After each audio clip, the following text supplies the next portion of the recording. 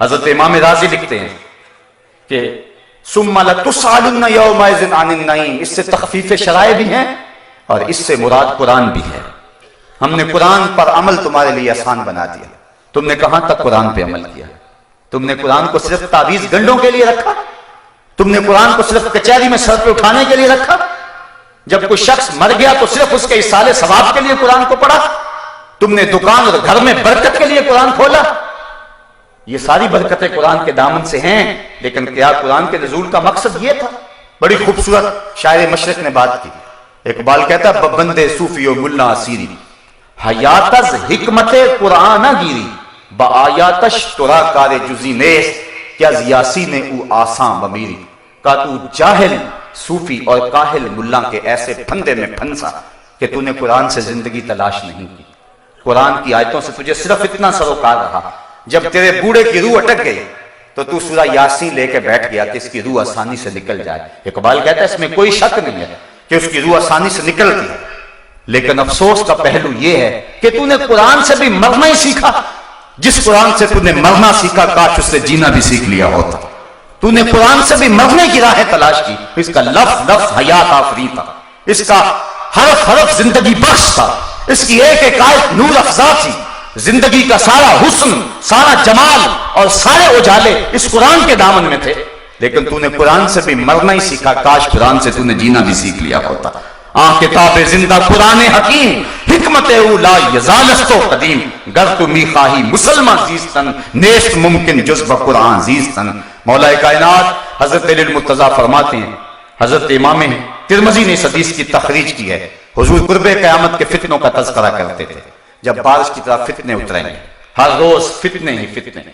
फरमाया कि बड़े फितने नाज़िल होंगे। अर्ज़ की हुजूर फिर बचने की सूरत क्या? फरमाया अल्लाह की किताब कुरान मजीद, जो इस किताब से जुड़ जाएगा वो फलाह पा जाएगा।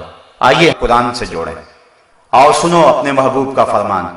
हुजूर फरमाया कि कुरान अल्लाह की रस्सी है, हब्लुम ममदूदुम मिनस समाई लगा। और फिर एक हदीस सुनिए, झूम जाइए। फरमाया इस रस्सी का एक सिरा तुम्हारे हाथ में है, दूसरा सिरा तुम्हारे रब के हाथ में है। फरमाया अगर तुम्हारा अल्लाह से बातें करने को जी चाहे तो कुरान खोल के बैठ जाएगा। हजरत सहल बिन अब्दुल्ला तुस्तरी जंगल में रहते थे। कोई शख्स उनको मिलने के लिए गए, कहा हजरत इस जंगल में रहते आओ ना जरा शहर की रंगीनियां भी देखो, आओ जरा कहां जंगल में रहते हो, कहां डेरे लगाए हो, आप आओ शहर में, लोगों को मिलो, तुम्हारे मिजाज के लोग भी तुम्हें मिलेंगे। यहां तन्हाई में दिन रातें कैसे काटते हो? हजरत सहल बिन अब्दुल्ला फरमाने लगे तुम्हें किसने कहा कि मैं तन्हा रहता हूं? उन्होंने कहा हम खुद देखा कि आप तन्हा रह रहे। फरमाया नहीं, जब मेरा उसकी बातें सुनने को जी चाहता है तो मैं कुरान खोल के बैठ जाता हूं, और जब उससे बातें करने को जी चाहता है तो नमाज के लिए खड़ा हो जाता हूं। कभी अपनी सुनाता रहता हूं, कभी उसकी सुनता रहता हूं। तुम्हें किसने कहा कि मैं तन्हा रहता हूं? मैं तो दम दम अपने रब के साथ रहता हूं। उस दिन पूछा जाएगा किसी उम्मत के पास उसके नबी का कोई मौजज़ा असल सूरत में मौजूद नहीं है। तौरात, ज़बूर, इंजील, सोहफ इब्राहीम, सोहफ मूसा, तहरीफ पागे। अगर वो हिदायत की राहें तलाश करना भी चाहे तो वो चश्मा जहां से हिदायत मिलती है वो सूख गया हुआ है। तहरीफ पागे, तयक्कुन से कह ही नहीं सकते कि ये अल्लाह का कलाम है या नहीं।